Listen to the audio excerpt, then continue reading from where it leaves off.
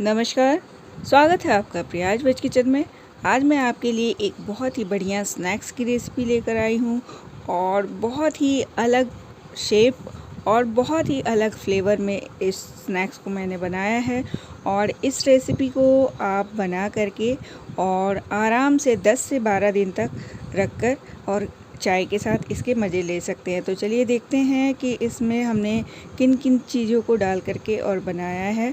तो सबसे पहले मैं दिखा दूं कि हमारी जो रेसिपी बनने वाली है इसी फ्लेवर में बनने वाली है। और तो चलिए सबसे पहले हम मिक्सी जार में डाल करके और धनिया और पुदीने को डाल करके हम पीस लेंगे। इसी फ्लेवर में हमें बनाना है, इसलिए हमें पहले इसके बनाने होंगे पेस्ट। तो चलिए अब हम मिक्सी को चला लेते हैं और हम तैयार कर लेंगे इसके अच्छे से बहुत ही महीन पेस्ट। तो अब हमारे पेस्ट भी बिल्कुल तैयार हो चुके हैं और आप देख पा रहे हैं कि हमारे पेस्ट बढ़िया से तैयार हो गए हैं। तो अब हम ले लेंगे व्हीट फ्लोर। हमने इसे गेहूं के आटे से बनाया है, तो 200 ग्राम हमने व्हीट फ्लोर यूज़ किया है। और ये है सूजी, जिसे मैंने डाला है 50 ग्राम के अंदाज। 50 ग्राम हमने सूजी मिला दिया और इसके बाद हम डालेंगे रिफ़ाइंड ऑयल। तो रिफ़ाइंड ऑयल को हमने 5 से 6 चम्मच के लिए हमने इसमें रिफ़ाइंड ऑयल डालकर और इसका मोयन हम मिला लेंगे। तो हमने अब इसके मोयन मिला लिए हैं। मोयन मिला करके हम इस तरह से देख लेंगे पर्याप्त मोयन है। आप देख पा रहे हैं मोयन चेक करने का ये एक बहुत ही बढ़िया तरीका है कि हाथ से दबा करके, और जब हम लड्डू बनाएंगे तो बहुत अच्छे से बन जाएगा। तो अब हम डालेंगे इसमें बेकिंग सोडा 1 टीस्पून और ये है रेड चिली पाउडर जो कि मैं डाल रही हूँ ½ टेबल स्पून। और ये है मिक्स मसाला पाउडर, यानी कि मिक्स मसाले में हमने यहाँ पे धनिया, जीरा और काली मिर्च को ऐड किया है। और ये है नमक स्वाद के अनुसार। और इन सब के साथ भी हम इस आटे को मिला लेंगे अच्छे से। हमें सूखे सूखे पहले इसको मिला लेना होगा।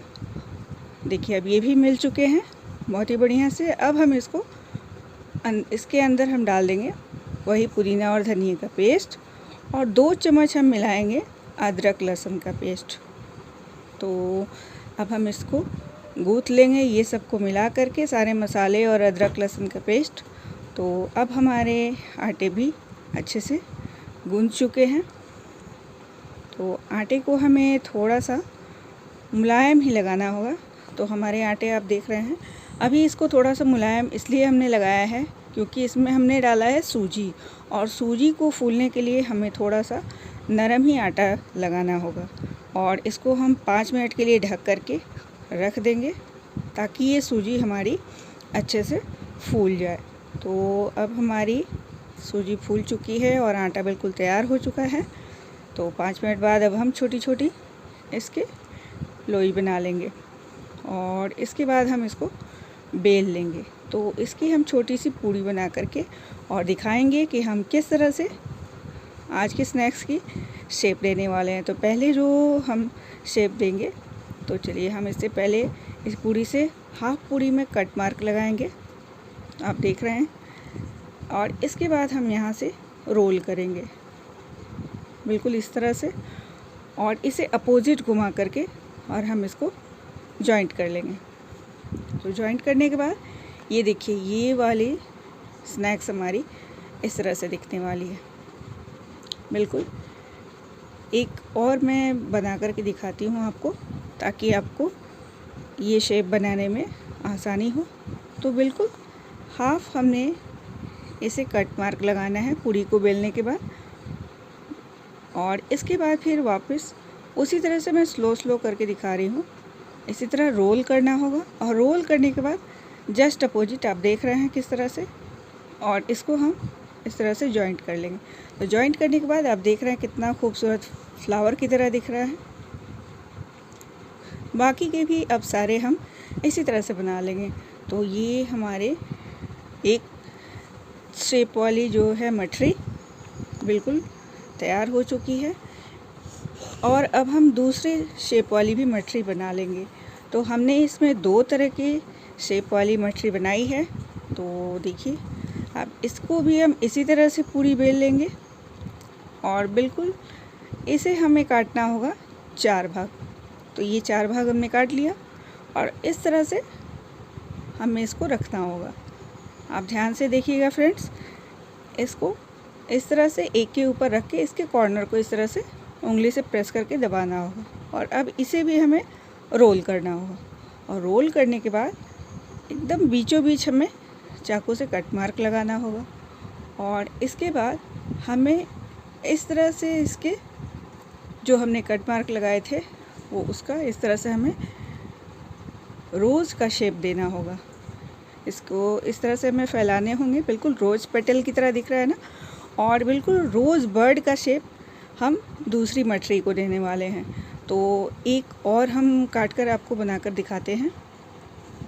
मैं इसलिए 2-3 आपको बनाकर दिखा रही हूँ ताकि आपको बनाने में आसानी होगी। तो बस एक के ऊपर एक हम इसी तरह से हमें रोल करने होंगे। और रोल करने के बाद हमें इसे चाकू से इस तरह से कट मार्क लगाना होगा। और रोज़ बर्ड का शेप हम दे रहे हैं इस मटरी को, तो इसका भी इसी तरह से हमें उंगली की सहायता से इसे फैलाना होगा। और ये देखने में बिल्कुल रोज़ बर्ड की तरह दिखने लगता है। तो देखिए कितना खूबसूरत दिख रहा है। चलिए एक बार और हम स्लो करके दिखा देते हैं। 2-3 हमने इसलिए दिखाए हैं फ्रेंड्स कि आपको अगर कहीं भी प्रॉब्लम हो रही होगी तो इसलिए, अगर नहीं समझ आया होगा तो इसके लिए मैंने इसे थोड़ा सा और स्लो करके और हम इसको वापस से दिखा रहे हैं। बिल्कुल इसी तरह से बीचों बीच हमें इस तरह से रोल करने होंगे। और इस तरह से रोल करने के बाद फिर से हमें बीच से हमें चाकू से कट मार्क लगाना होगा और इसके पेटल को हमें इस तरह से फैलाने होंगे। तो ये फैलाने के बाद बिल्कुल रोज़ बर्ड की तरह दिखने लगता है। और ये जितना ही टेस्ट में अच्छा लगता है खाने में, और उतना ही ये देखने में भी खूबसूरत होता है। किसी को सर्व करने में ये बहुत ही बढ़िया लगता है। तो चलिए बाकी के सारे भी हम इसी तरह से बना लेंगे। आई होप कि आपको ये शेप वाली भी मटरी बनाना आ गया होगा। तो मैंने इसीलिए 2 से 3 बना करके दिखाए। तो अब ये दोनों शेप वाली मटरी तो हमारी तैयार हो चुकी है बन के। और अब हम चढ़ा लेंगे एक पैन और पैन में डालेंगे हम रिफाइंड ऑयल। और इसको भी गरम होने के बाद हम इसमें ये रिंग वाली मटरी डालते जाएंगे। और डाल करके एक फोक की मदद से हमने, आप देख रहे हैं हम फोक की मदद से इसे पलट रहे हैं। बहुत ही आसानी से, इसके शेप बिखरने नहीं चाहिए, इसलिए ऐसे ही किसी स्पून या फोक की मदद से आप पलट कर इसे धीमी आंच पर और क्रिस्प होने तक आप इसे तल लें। देखने में लग रहा है ना बिल्कुल फ्लावर की तरह, ये भी कितना खूबसूरत दिख रहा है ना। तो बिल्कुल अलग शेप वाली मटरी हमने बनाई है फ्रेंड्स। आई होप कि आपको ये मटरी आपको अच्छी लगेगी। और ये अब हम रोज़ बर्ड वाले मटरी को भी डालकर और बिल्कुल इस तरह से डालकर हम और धीरे धीरे हमें इसे घुमा करके और तब इसको तलना होगा। हमें इसे सावधानी से पलटना भी होगा ताकि अच्छे से तल भी जाए और इसके शेप ख़राब नहीं हो। तो ये भी हमारे रोज़ बर्ड वाले भी हमारी मटरी बिल्कुल तैयार हो चुकी है तलकर। देखा आपने, शेप बिल्कुल जस का तस है। तो शेप बिखरे नहीं, इसके लिए थोड़ी सी सावधानी बरतनी होगी।